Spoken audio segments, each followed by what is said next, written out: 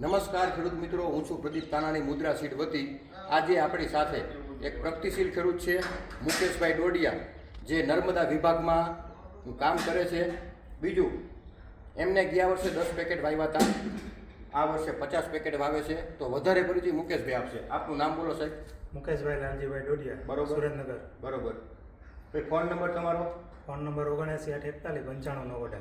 બરોબર. ગયા વર્ષે કેટલા પેકેટ વાવ્યા હતા? ગયા વખતે મેં 10 પેકેટ વાવ્યા હતા. બરોબર. આ વખતે મેં 50 પેકેટ. એનું કારણ શું સાહેબ?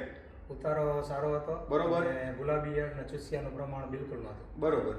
એટલા માટે દરેક ખેડૂતને વાવવા ભલામણ. બરોબર. અને તમે દિવાળીએ કપા કાઢી નાખ્યો હતો? દિવાળીએ કપાસ નીકળી ગયો. બરોબર. આપણે વાવેતર 5મા મહિનામાં કઈ તારીખે કર્યું હતું? 5મા મહિનામાં એન્ડમાં જ કર્યું હતું. બરોબર. મે મહિનાના એન્ડમાં કર્યું હતું. દિવાળી આવતા કપાસ નીકળી ગયો હતો. એકરે કેટલો ઉતર્યો હતો સાહેબ? એકરે 50 થી 60 મણ થયો હતો, એટલે શિયાળો પાક અહીંયાથી થઈ શકે. એક એકરમાં 50 થી 60 મણ એકરે ઉતરી ગયો હતો. કોઈ જાતનો રોગચાળો નહોતો. વજન વિના ક્વોલિટીમાં બધી રીતે સારું હતું.